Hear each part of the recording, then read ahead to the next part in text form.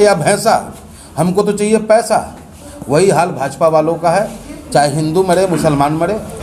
AIMIM party के द्वारा रूनी सैदपुर, ददरी एवं पुपरी में कार्यकर्ता सम्मेलन का किया गया आयोजन। जी हां, नमस्कार, आप देखना शुरू कर चुके हैं लाइव फॉर बिहार और मैं हूं आपके साथ अवनीश कुमार।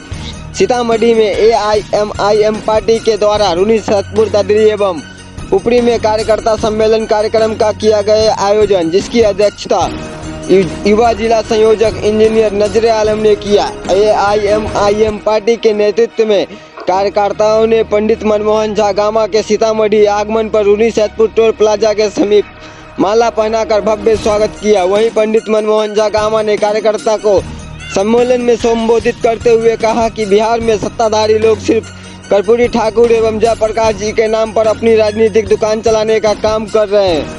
वहीं यह वजह है कि बिहार में असमानता, बेरोजगारी, गरीबी एवं नौजवान पलायन करने को मजबूर है।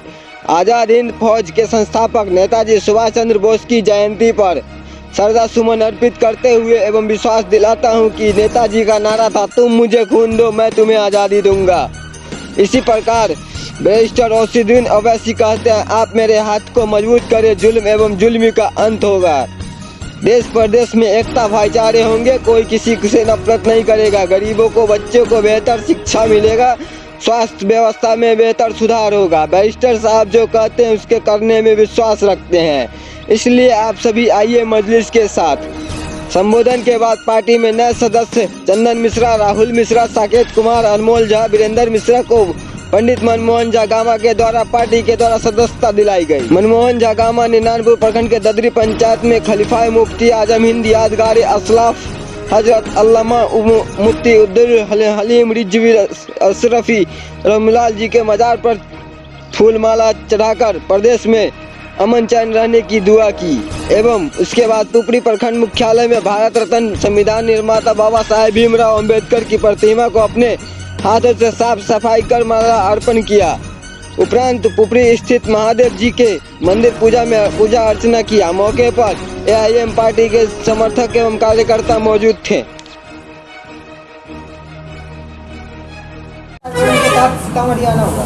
देखिए, सीतामढ़ी हमारा जन्मस्थली है और ऑल इंडिया मजलिस इत्तेहादुल मुस्लिमीन आज सीतामढ़ी के अंदर में आम लोगों की आवाज़ बन के उभरता हुआ नज़र आ रहा है।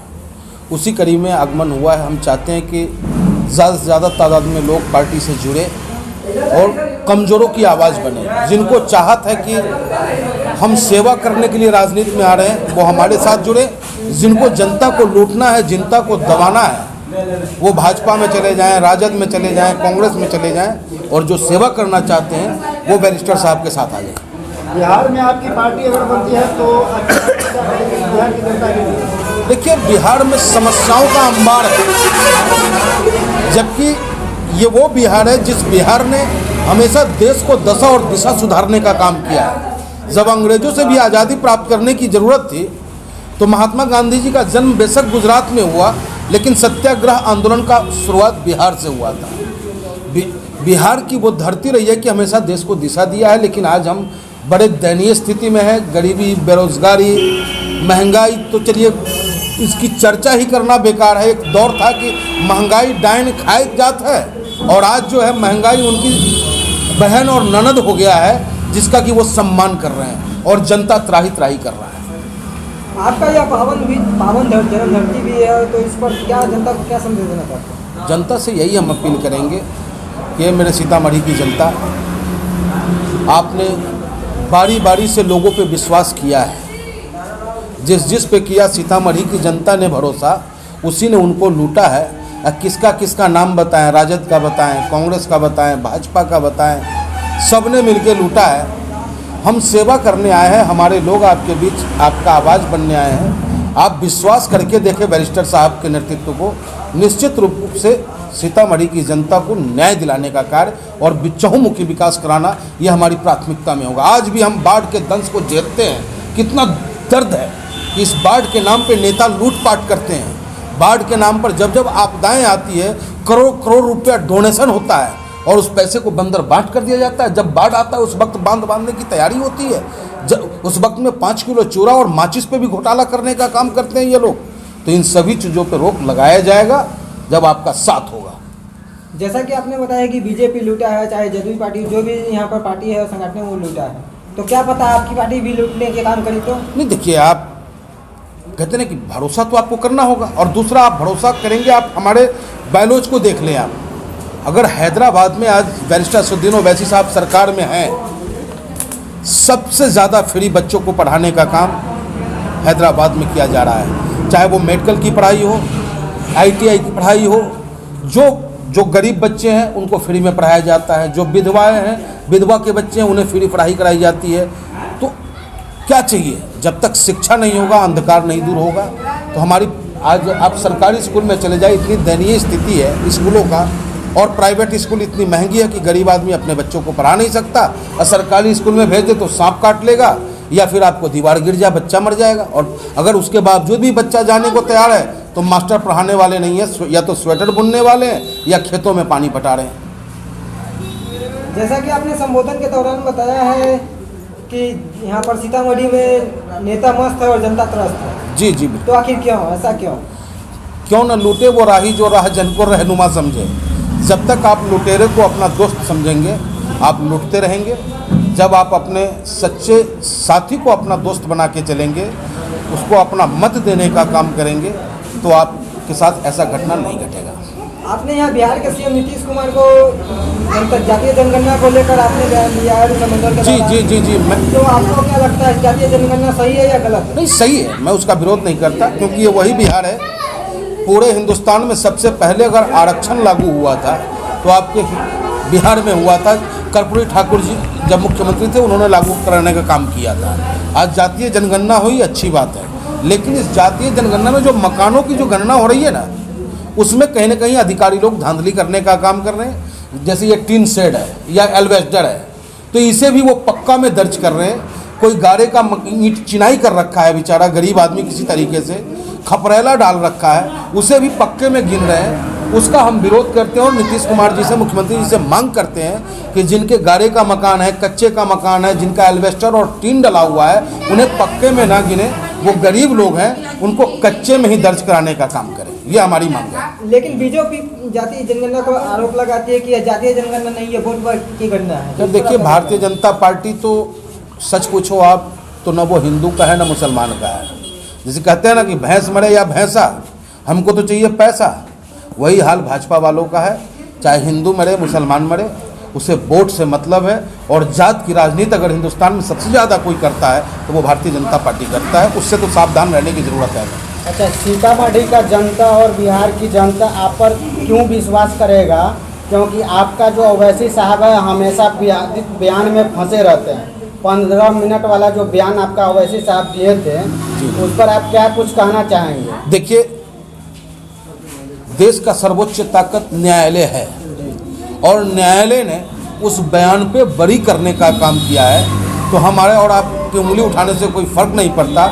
या तो न्यायालय गलत है ये आप कहना चाहेंगे, या फिर मेरा नेता सही है, तब न्यायालय ने उनको इंसाफ देने का काम किया और बाइज्जत बरी किया है। डबिंग कैसेट था, उनको बदनाम करने का प्रयास किया गया। जबकि बैरिस्टर असदुद्दीन ओवैसी साहब का कोई ऐसा बाइट आप हमें दिखा दे जिस बाइट में उन्होंने कभी किसी धर्म, किसी मजहब, किसी जाति, किसी संप्रदाय के खिलाफ उन्होंने बोलने का काम किया, मैं राजनीति करना छोड़ दूँगा।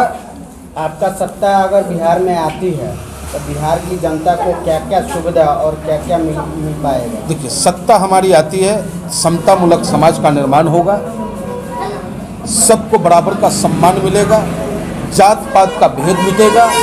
हम सब मानव जाति हैं, हम सब भगवान, एक ही अल्लाह, एक ही ईश्वर के बनाए हुए हैं। हम सब मिल करके अपने बिहार के उत्थान का काम करेंगे और विश्वास दिलाते हैं कि हमारे रहते हुए जब तक आप जनता ताकत देती है, दंगा और फसाद नाम की चीज़ नहीं होगी।